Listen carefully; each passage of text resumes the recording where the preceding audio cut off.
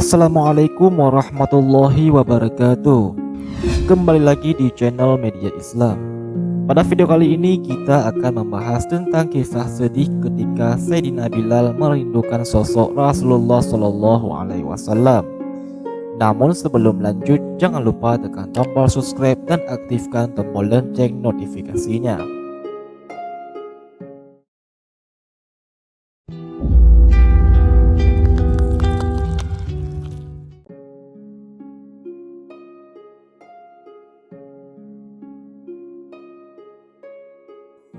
Dari kitab suci Al-Quran akan mengisahkan kisah cinta Bilal bin Rabah radhiyallahu anhu yang begitu besar kepada baginda Nabi besar Muhammad sallallahu alaihi wasallam. Bilal bin Rabah adalah pria berkulit hitam yang termasuk ke dalam orang-orang yang pertama memeluk Islam dan merupakan seorang muazzin tetap selama Rasulullah hidup. Bilal bin Rabah adalah sahabat yang sangat mencintai Rasulullah Sallallahu Alaihi Wasallam dan sangat dicintai Rasulullah. Setelah Rasulullah wafat, beliau menghadap kepada Sayyidina Abu Bakar As-Siddiq. Lalu Bilal berkata, "Wahai Khalifah, aku minta izin." "Minta izin apa?" jawab Sayyidina Abu Bakar. "Tolong izinkan aku untuk tidak azan lagi." Tambah Bilal lagi, "Wahai Bilal, aku tidak akan menurunkan orang yang pernah diangkat oleh Rasulullah," jawab Khalifah Abu Bakar. Diulang lagi oleh Bilal, "Wahai Abu Bakar, tolong dan tolong izinkan aku untuk tidak azan lagi." Dijawab oleh Sayyidina Abu Bakar, "Tidak wahai Bilal, kecuali kau punya alasan. Alasanmu apa? Kenapa engkau minta untuk tidak azan lagi?"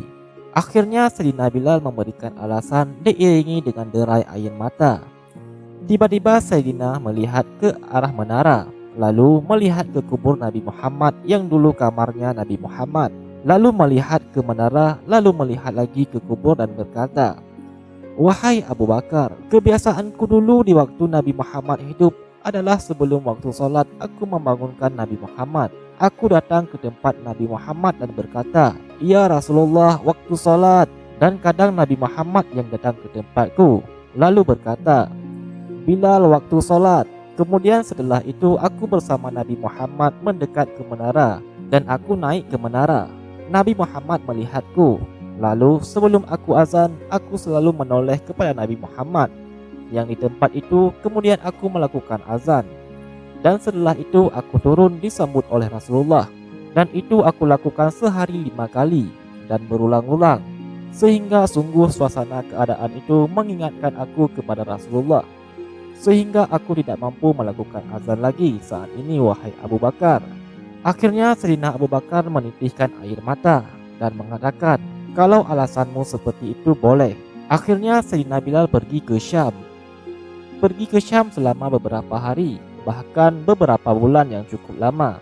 Tiba-tiba suatu malam Sayyidina Bilal bermimpi bertemu Rasulullah, yang saat itu Rasulullah menegurnya, "Wahai Bilal, alangkah kerasnya hatimu, lama kau tak kunjung kepadaku." Saat itu Sayyidina Bilal terbangun menangis dengan tangis yang sangat, sehingga para keluarganya ketakutan. "Ada apa Bilal? Ada apa Bilal?" Menangis seperti tidak biasanya menangis yang luar biasa. Sayyidina Bilal hanya bisa berkata, "Sungguh aku saat ini merasakan rasa takut dan sangat, dan aku tidak pernah takut seperti saat ini." "Memangnya kamu kenapa wahai Bilal?" jawab keluarga Bilal. "Aku bermimpi ketemu Rasulullah," sambut Bilal. "Rasulullah kenapa?" tanya keluarga Bilal lagi. "Aku ketemu Rasulullah dan ditegur, 'Wahai Bilal, alangkah keras dan gersang hatimu. Mana kerinduanmu kepadaku? Lama kau tak kunjung kepadaku.' Aku takut ditinggal oleh Rasulullah," jawab Bilal. Akhirnya para keluarga Bilal mengatakan kepada Bilal, "Kelihatannya memang waktunya kau ziarah kepada Rasulullah." Maka pergilah Sayyidina Bilal bin Rabah dengan kendaraan, dalam riwayat unta, kuda ataupun keledai. Berjalan Sayyidina Bilal bin Rabah ke Madinah, dan sungguh perjalanan indah, karena perjalanan untuk menuai kerinduan menuju orang yang sangat dicintai, yaitu menuju kubur Nabi Muhammad Sallallahu Alaihi Wasallam. Berjalan Sayyidina Bilal dengan perjalanan yang tidak pernah kenal lelah. dan tidak tahu istirahat, karena yang ada di dalam hati Sayyidina Bilal adalah segera sampai ke Madinah. Berjalan hingga Sayyidina Bilal sudah mulai memasuki kota Madinah. Maka terlihat mungkin saat itu air itu sudah mulai keluar. Sayyidina Bilal pun mulai tersadar. Mungkin itu pernah disaksikan oleh Bilal bersama Rasulullah, sehingga mulai menangis. Sayyidina Bilal berjalan dengan derai air mata. Dan saat Sayyidina Bilal memasuki kota Madinah, sungguh tangis Sayyidina Bilal semakin keras dan semakin kuat. Sayyidina Bilal tidak melihat pojok kota Madinah kecuali melihat Rasulullah, tidak melihat bangunan kecuali terlihat Rasulullah, tidak melihat hamparan kecuali terlihat Rasulullah. Karena kenangan indah bersama Rasulullah benar-benar membekas di hati Sayyidina Bilal, sehingga tangis dan tangis semuanya yang ada di Madinah mengingatkan Rasulullah. Maka berjalanlah Bilal bin Rabah menuju kubur Nabi Muhammad SAW. Sayyidina Bilal menuju ke kubur Nabi Muhammad, dan setelah itu Bilal terduduk dan mengucapkan salam. Akan tetapi salam orang yang kehabisan suara, karena suara Bilal sudah dihabiskan kerinduannya sepanjang perjalanan.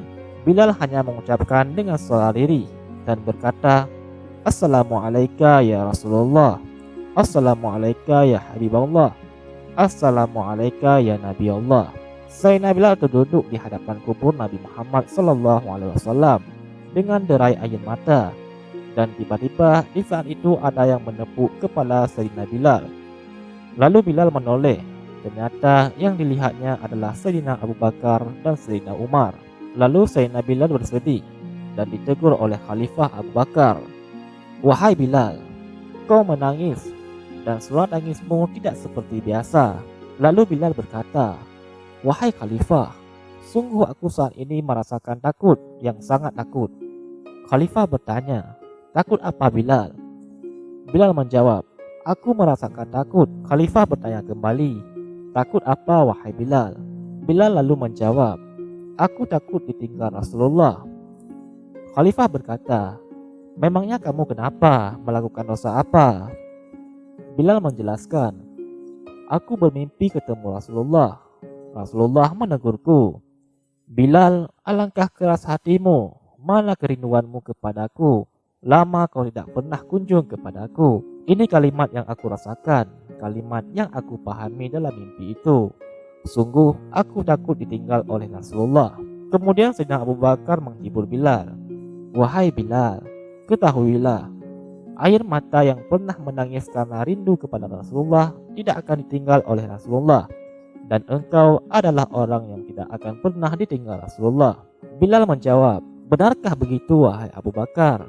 Khalifah menjelaskan, "Ya, engkau adalah orang yang tidak akan pernah ditinggal oleh Rasulullah." Maka bergembiralah Sayyidina Bilal dan kemudian merangkul Sayyidina Abu Bakar. Kemudian redalah air mata itu. Kemudian setelah air mata reda, mereka ngobrol dan tiba-tiba Abu Bakar berkata, "Bilal, mumpung kamu di Madinah, bagaimana kalau kamu azan lagi?" Tiba-tiba Sayyidina Bilal saat mendapatkan tawaran azan itu, Bilal menoleh ke menara, lalu melihat ke kubur Nabi Muhammad. Air mata yang sudah terhenti itu mulai berderai lagi.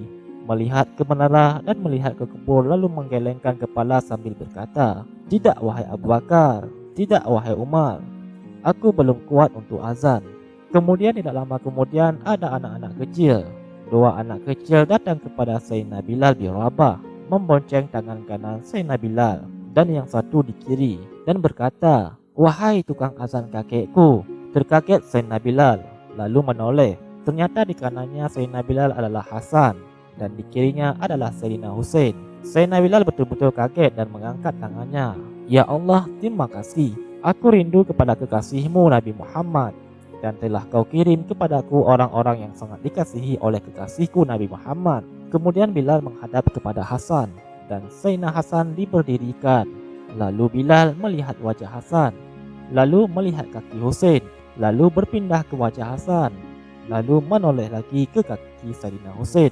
Karena ketahuilah, wajah Hasan sangat mirip dengan Rasulullah dan kaki Husain sangat mirip dengan Rasulullah, sehingga Bilal menoleh ke wajah yang mirip dengan Rasulullah, menoleh ke kaki yang sangat mirip dengan Rasulullah, sehingga setelah itu dipeluklah kedua anak kecil ini dengan derai air mata dan berkata, "Ya Rasulullah, sungguh bau keringatmu aku temukan di cucumu ya Rasulullah."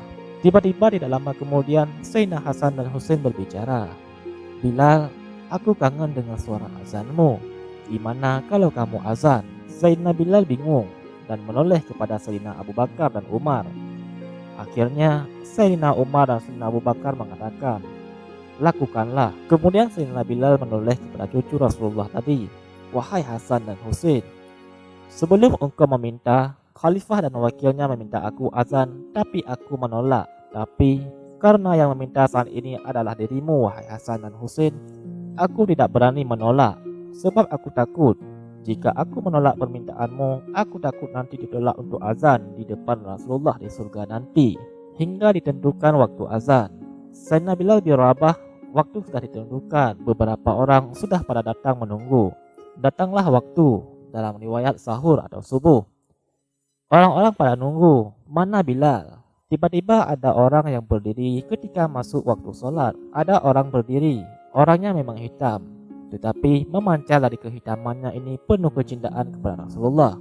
Orang melihat Bilal yang berdiri di tempat dan biasanya dulu berdiri Sayyidina Bilal bin Rabah, maka suasana itu telah mengingatkan kepada Rasulullah, sehingga mulai berjatuhanlah air mata dari orang yang hadir di tempat itu.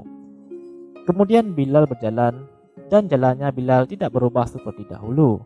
Maka semakin kuat kenangan mereka kepada Rasulullah, sehingga yang hadir di dalam masjid mulai menangis. Dan berjalan Sayyidina Bilal memecah barisan, kemudian menuju ke menara.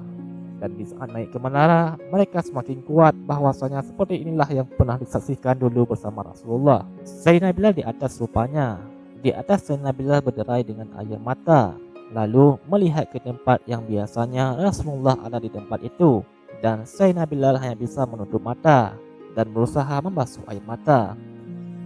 "Di situ aku dulu pernah melihat Rasulullah."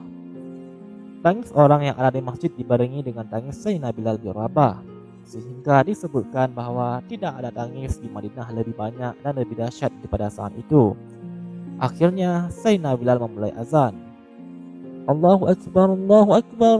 Suara ini terdengar di mana-mana, dan sungguh berbarengan dengan suara Bilal ini serempak orang yang ada di situ terdengar suara dari jamaah sholat tangis. Sayyidina Bilal pun melanjutkan azannya. Allahu Akbar, Allahu Akbar. Lalu para jamaah sambil menjawab azan Sayyidina Bilal. Tangis semakin kuat. Bahkan ada di antara mereka yang berjatuhan pingsan. Apa yang menjadikan mereka menangis? Apa yang menjadikan mereka seperti itu? Ingat Nabi Muhammad SAW, karena semua yang terjadi di saat itu mengingatkan kenangan bersama Rasulullah. Sehingga orang-orang yang di luar masjid pun, ibu-ibu yang belum sempat datang mendengar suara Bilal bin Rabah, bergegas menuju masjid, lalu berkata, "Apakah Rasulullah dibangkitkan lagi?" Karena dulu di saat mendengar suara Bilal pasti ada Rasulullah. Jadi di saat mendengar suara Bilal yang sudah lama hilang, seolah-olah Rasulullah hadir kembali. Sehingga mereka bertanya, "Apakah Rasulullah dibangkitkan lagi?" Jawab orang-orang yang ada di situ, "Tidak, itu suara Bilal." Kemudian orang itu sambil menundukkan kepala, "Oh, suara Bilal." Sayyidina Bilal melanjutkan azan beliau, sehingga sampailah azan beliau, "Asyhadu an la ilaha illallah." Suara tangis semakin ramai, hingga sampailah Sayyidina Bilal bin Rabah kepada kalimat, "Asyhadu anna Muhammad." Hilanglah suara Sayyidina Bilal. Ternyata Sayyidina Bilal terpingsan saat itu di saat menyebut kalimat Muhammad, dan ternyata saat itu pun dibarengi orang-orang yang seperti Sayyidina Bilal pada jatuh. Sehingga saat tersadar Sayyidina Bilal hanya bisa berkata, "Lanjutkan, aku tidak mampu melanjutkan." Masya Allah, itu tadi adalah cuplikan kecintaan dan kerinduan Sayyidina Bilal bin Rabah kepada baginda Rasulullah SAW yang begitu besar. Semoga dengan kisah ini kita semakin mencintai Rasulullah dan menghadirkan Rasulullah di kehidupan kita sehari-hari.